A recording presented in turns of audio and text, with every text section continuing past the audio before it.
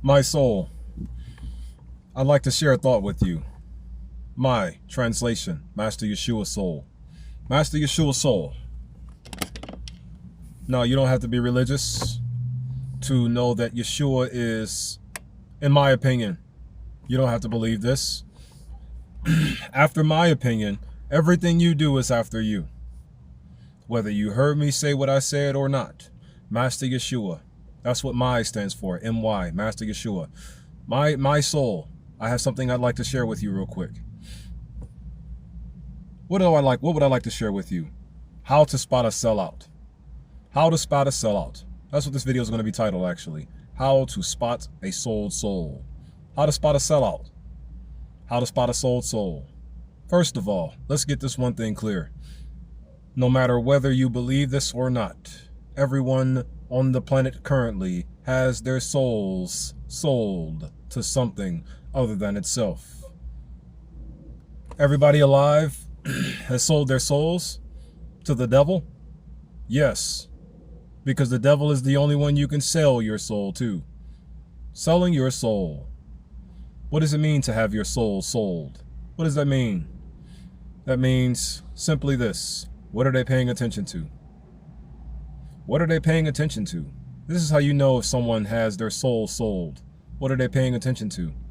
Because the reality is, there's only one thing a person without their soul sold has that they can pay attention to, and that is their own soul. Therefore, if you are paying attention to anything else outside of your soul, then your soul has been sold to this world, unfortunately. So, here's how you get it back. Know what it is that's being sold. Know what it is. How can your soul be sold? What's a simple way then? If the concept of a soul being sold is so simplistic, what are some simplistic ways to describe it? If a proposition has your attention, if there is a proposition, because all propositions are external, you come naturally into this world with a God code built in you. The God code is already focused on itself and what it is trying to do to, within, and throughout you. But if you, with your physical vessel that the God code is wearing at the current moment in time, is not paying attention to how you can assist, your physical self can assist this God code to manifest through you, then your soul has been sold. As one thinketh in his heart, so shall he be. Proverbs 23:7. You become what you think about. Many people said that. Now here's what I said. Based on what you see, hear, feel, and consume, lays the foundation for the constructions towards the instructions of your external movements. If that makes sense to you. What is the soul then? Since it's so easy for one to have their soul sold, if all it takes for you to have your soul sold is for you to be paying attention to something else other than it. If it's that easy to have your soul sold, then what are some examples, or what is the soul then? Since it's that easy for it. Your soul is your mind. Period. Your soul is your mind. Period. M-I-N-D. Mind. Your mental faculties, your mental qualities. More details. So your soul is your conscious mind. But it's also your subconscious mind. And it's also your unconscious mind. All in one. That's what your soul is. Emotional or intellectual, energy or intensity, especially as revealed in the work of art or an artistic performance. That's one of the many definitions of the word soul. So I am literally telling you what it means to have your soul sold. Your soul is emotional or intellectual, energy or intensity, emotional or intellectual, meaning heart of heart, subconscious mind, emotional, and or intellectual, meaning conscious mind, energy and or intensity, especially as revealed in a work of art or an artistic performance. Then another definition of the word soul is the spiritual part of a person or animal regarded as immortal. The spiritual part of a person, or animal regarded as immortal. That's simple. That's it. That's another one of the definitions. But the emotional or intellectual energy or intensity, let's look at that for a moment. But also to keep in mind of the spiritual one. But the main one I want you to focus on, or at least for this video here, is the emotional or intellectual energy or intensity. Your emotional or intellectual energy is your soul. That's what your soul is, literally. Now, what gives your soul its abilities to be emotional or intellectual energy or intensity? God. The literal God. Direct from source is what your soul is connected to. Almost like your soul by itself is the seraphim angel. So that means your conscious mind, subconscious mind, and unconscious mind. But notice the key word mind. Mind all together is a seraphim angel. Meaning your literal mind psyche space, or your mind heart psyche space, is a seraphim angel by itself. Or it's Yeshua. Or it's Israel, just Israel. Or it's Ra. That's what your mind heart psyche space is. Or I'm just saying these individuals' names because these were the people, or according to some of the stories they have out here, who demonstrated what it is like to allow the knowledge of good and the knowledge of evil, and or the true God source or God code itself to move to, within, and throughout you all freely. Or fluently, should I say. Fluently, that's a better word. Yeah, to allow people like Enoch. Yeah, like the book of Enoch. He was an individual within his time frame who knew of the knowledge of good and evil. Enoch knew the knowledge of good and evil. This is why whoever that entity was in those days killed him, or took him up and turned him into who is now known as the Archangel Metatron. Metatron. Enoch was born within the time span, I believe it was called the Antediluvian period, that stretched from 4004 BC to 2348 BC. That's what the Antediluvian period is. And actually the 2348 BC is when the Great Flood happened. The Great Flood of the world happened in 2348 BC. Look it up. Yeah. So when God flooded the world, that actually happened in 2348 BC. Right around the time Enoch died. Or right around that time. And why did Enoch die? Because who was born as a physical mortal man? Don't worry, I'm going to get to the topic of how to spot a soul, and back to it in a second. Enoch knew the knowledge of good and evil. Actually, the Qliphoth, which is the knowledge of evil and goodness, as well as the Kabbalah, which is the knowledge of life. Those two trees right there, those both came from Enoch. Both of those trees, both of the knowledge of those trees are based off of Enoch's personality traits. Both of them are. Enoch knew these things. It is my guess, I don't necessarily want to say it, but due to whatever evil there is who has been attacking us since the dawn of we, whatever evil this was, it does not want humanity to know how evil things get down. Reason why is because it can take advantage of goodness while it is ignorant, more than it can take advantage of goodness while it is knowledgeable. This is why you can bite freely of the tree of life. Sure, bite freely of that. But of the knowledge of goodness and the knowledge of evil, if you take a bite of that, I'll curse all of your species for the rest of their days. Here's the thing. Enoch knew of the knowledge of goodness and the knowledge of evil. He knew of it. He knew how the tree of life is what stems through him naturally. He knew these things. So the Lord God, or whoever it was in those days, took him up to become Archangel Metatron. Had his name changed and everything. And then the flood happened right after that. Probably because Enoch was helping the people around see how to see the knowledge of goodness and the knowledge of evil. And we know how evil itself wants good things like life, for example, to remain ignorant of it. We know these things, right? Any rate, enough of Enoch. Back to how to spot a soul. How to spot a soul. So, mind, right? Soul is mind. Your soul is mind, where the knowledge of goodness and evil is stored. Epistemology, right? That's what your soul is. Even though it says conscious mind or subconscious mind or unconscious mind, that's still your mind nonetheless. And your conscious mind is your brain's energy, your intellectual energy. Your subconscious mind is your heart's energy, your heart of hearts, emotional energy. And in your physical body is where those two work through as this one magnificent thing thereof, your unconscious mind. your physical body's energy. So you unconsciously, without even knowing it, move the powers of God to, within, and throughout you all into the physical world as we know it. You have no idea how extraordinary you are, but be overwhelmingly reminded right now. Here. So that's what a soul is, right? The soul is mind, period. End of story. The soul's element is fire. The mind's element is fire, right? The mind's element is fire. What's the opposite of fire? Water, right? What's the opposite of a gas? Solid, right? The opposite of fire is water, and the opposite of gas is solid. So, how to spot a soul?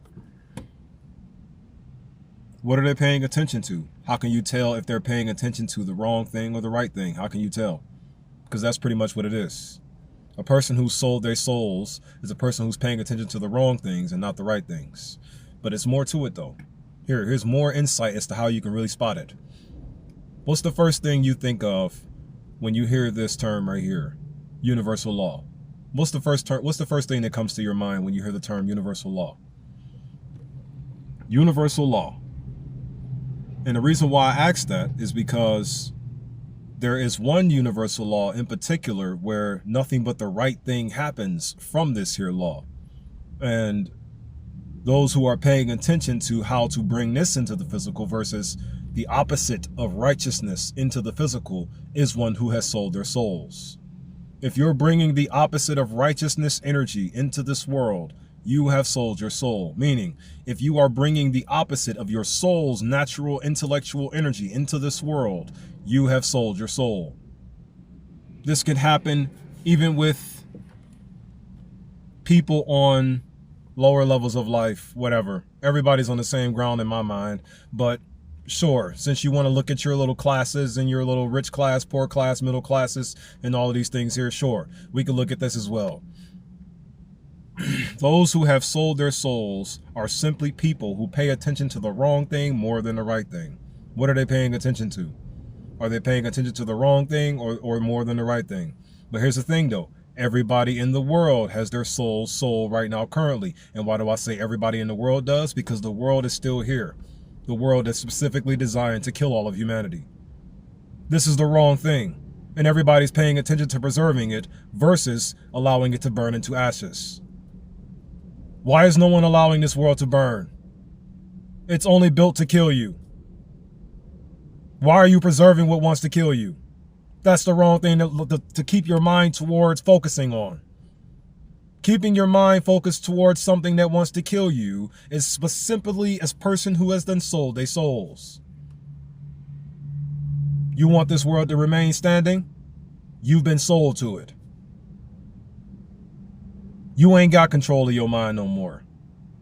You want to know what got control of your mind? The fake version of your mind does. Your fake soul, your fake conscious mind, your fake subconscious, and your fake unconscious has control over you right now and has you sold to it. You are paying attention. Your attention is your soul. Your attention span is where your soul, your attention span capabilities derive from the soul. Your attention span capabilities derive from the soul. So if you are paying soul attention to something outside of what your soul is, then your soul is sold to the opposite thing of it. You can believe whatever you want, though. This is just my opinion. How to spot a soul. So, universal law. What's the first thing that comes to your mind when you hear that term right there? You may all think what's right and what's wrong applies to everybody. Sure, it absolutely does in so many ways. But that right there would be the universal law of what I would like to call polarities. I believe there are 4 universal laws. I do not believe in the law of attraction. I do not believe in this law of attraction. If you honestly want to look at the logic of the law of attraction, I believe in something called the universal law of recompensation or recompense. You follow me? Give and receive. Faith without works is death. James 2:17, right? So here's the 4 laws I believe in. First one, law of Genesis, or the law of beginnings. Everybody remains what they started out as unless something is tricking them to be something opposite than what they started out as. Speaking of opposites, the second law I believe in, the law of polarities, meaning the law of opposites. there is always something within everybody's life that is the opposite of what they are. For example, you yourself are the true God. What's opposite of you is your physical body. You yourself are the true metaphysical God. What's opposite of you is your physical body. Everybody got a physical body. Law of polarities, universal law of polarities. I'm getting somewhere. The third one, the universal law of love. The universal law of love. In reality, every law, all four of these main laws that I believe in, all stem from this one universal law of love here, right? But then you got the final law, the universal law of recompense. Is it compensation? Is it recompensation? Or is it just recompense? Recompense. What you give out is what you receive. Meaning, if you give love into this world, you receive love in return. But if you give hatred into this world, you receive hatred in return. However, if the law of polarities, which is opposites, is imbalanced currently, meaning everything is out of whack, when you give love into this world, you receive hatred in return. And when you put hatred into this world, like people who get paid for being so-called racist, you receive love in return. But this only happens if the opposites, the universal law, is imbalanced. Now, universal law, I'm getting somewhere with it in regards to how to spot a soul's soul, right? Remember, they all come from one law, the universal law of love. The one universal law of love. Now, when it comes to universal laws, in my opinion, it is simply a law that applies to everyone and everything. This is what I believe a universal law is personally. A law that simply applies to everyone and everything there is, right? More details right quick. When you think of the word God, which is in my opinion what your soul is, meaning what your mind is, your conscious mind, subconscious mind, and unconscious mind. I personally believe this is the true God right here. But then it's like more, right? The title God. What is it defined as? The creator, starting right there, and ruler, second right there, of the universe, and source of all moral authority, third thing, the supreme being, fourth thing, right? Creator of the universe, 1. Ruler of the universe, 2. Moral authority of the universe, 3. The supreme being of the universe, 4th, right? The 4th being the supreme being. That's the physical being in which you are. 3rd, the moral authority, the knowledge of goodness and the knowledge of evil. Your moral perspective is based on your heart of heart spiritual powers. Your moral perspective is based on your heart of heart spiritual powers. Your heart of hearts is the king of kings, body of bodies, soul of souls, love of loves. You follow what I'm saying? Your moral perspective is based on your heart of hearts spiritual powers. And it receives everything else opposite of it from the external world. Meaning your bad moral half, quote unquote, comes from the opposite of what it is, goodness. You see, your heart of hearts, your moral base is your heart of hearts, good. What it experiences, its opposite, physical reality. You see, your character starts off as this here heart of heart spiritual power, but it develops and or matures through experiences from the opposite of it, the physical reality. You follow what I'm saying? So, creator and ruler and morals, the supreme being, right? My 4 universal laws. They are the law of Genesis, the law of love, the law of recompense, and then the law of polarities, right? Now, if you want to tie it in to try to make it make more sense so you can spot a soul's soul, meaning a person who no longer has their soul paying attention to itself and or, yeah, pretty much essentially paying attention to itself and allowing itself to manifest into this world to be itself versus being the opposite of it, right? This may help you. Universal laws are laws that apply to everyone. Now, the creator, right? Creator means life-giving. Life-giving. Starts with creation, life-giving. That's the universal law of love right there. The creator and ruler of the universe. Ruler, order, right? First one was the law of love, creation, ruler of the universe. I believe I should tie What sounds the most logical to that one would be the universal law of, for order, the universal law of, I want to say, recompense, maybe. No. Polarities, recompense, in Genesis. Order. You remain what you started out as. I'll apply the universal law of Genesis to that one, because I know polarities are going to be tied to morals. You'll see why in a second. So here, this is the first time me doing this, by the way, and saying this talk right here. So the universal law of love is the creator of the universe. That's how it can tie together. And then the universal law of recompense, if that's the proper way to say it, give and receive, give and receive. If you give bad orders, you receive bad orders. Put good orders, you receive good orders. And it can circle just like that. And then the third one, source of all moral authority, universal law of polarities. Laws that apply to everyone, and how you can tell who is not paying attention to the right thing they should be paying attention to. The universal law of polarities ties in with the source of all moral authority. Polarities, opposites, polarities, opposites. That's what the universal law of polarities is. Everything has an opposite. Everything has an order from something. Everything has a beginning. Everything does. Everyone in this world was born unto unconditional love at the start of their birth. Did you know Gautama Buddha was born in Lupini, Nepal? That's over in Asia. The country known as Nepal, Nepal, with the diamond flag, the two triangle, it looks like a mountain turned sideways, or it just looks like an original flag, the way a flag would originally look with the spikes. That's how the Nepal flag looks, or Nepal, or Nepal, or Nepal, or Nepal, however you pronounce it. Gautama Buddha was born in that country right there. He also started Buddhism and Hinduism, or he had a major influence on both of those two religions. Gautama Buddha. When Gautama Buddha was born, he was born unto the principles, or unto a principle, singular, that can be labeled and described as unconditional love. Gautama Buddha was an individual man who did not have his soul sold to the devil outside of him, meaning the opposite, in control, or the imbalanced physical reality. Gautama Buddha is a perfect example of one who did not have his soul sold to the devil. He was paying attention to how to bring his soul's righteousness into the physical world.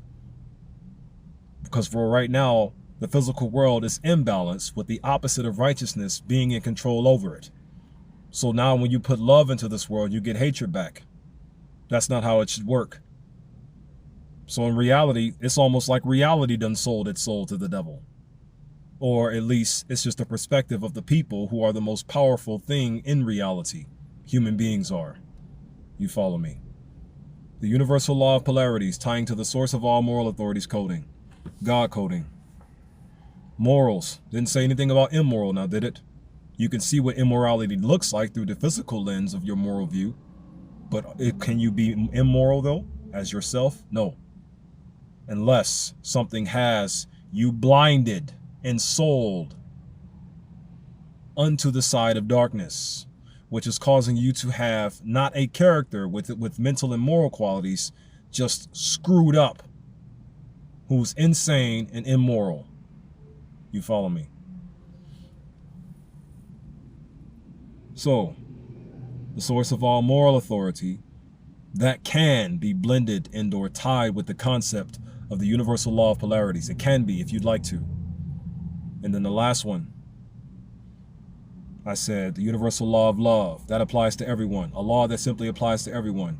Then the universal law of recompense applies to everyone. The universal law of polarities, which applies to everyone. And then the universal law Genesis, the universal law of Genesis. As a thing started out as how a thing shall remain, right? Now that's going to be applied to the supreme being method, or the supreme being ideology, or the supreme being part of the God's definition, or the title God definition, the supreme being part that belongs to the bottom of it, right? I guess. This here law of Genesis, I really, honestly, personally believe that The law of Genesis can by itself, or it's one of the many things that I have, along with the 6 single word awareness questions that can defeat and destroy racism. And how am I personally going to defeat and or destroy racism? By attacking it where it truly is coming from, the mind. Racism is coming from the mind. Reason why it's coming from the mind is because those who are having racism ingrained into them are protruding it from there. Meaning you weren't born with it. It was just put in your head as you went through this life. Meaning how your opposite was imbalanced. Your universal law of opposite, the order you received from life was imbalanced. And it forced you to be what can be labeled and described as racism or racist. But here's the thing, that's not how you started out as the supreme being, what you were born to be. You started out as a supreme being, you should remain one. To be racist is to be inferior to what you are naturally. Racism is the inferiority to what you are naturally. How to spot a soul if they're racist? Anything that's racist has their soul to the devil. Anything. Racism has your soul sold. Feminism has your soul sold. Foul sexual orientation has your soul sold. You sold your soul to the devil if you are locked into all the entertainment of the world, like football and sports and basketball and whatnot. You sold your soul to the devil if you kill each other for living 5 blocks in the wrong direction, the gangster belief systems. You sold your soul to the devil if you feel like eating yourselves, cannibalism from the tribal belief system, is the right way to go. It's wrong. You sold your soul to the devil if you are standing on Islamic principles or Christian principles or any religious principle for the matter. Your soul is sold to the devil on all of those fields there. All of them. How to get it back? Stand on the soul theocracy. Stand on soul principle. Stand on righteousness theocracy. Stand on the righteousness supremacy. Stand on the righteousness principle. Stand on those. This is how you buy your soul. This is how you take your soul back. Because let's not forget, you selling your soul was manufactured by something else outside of you.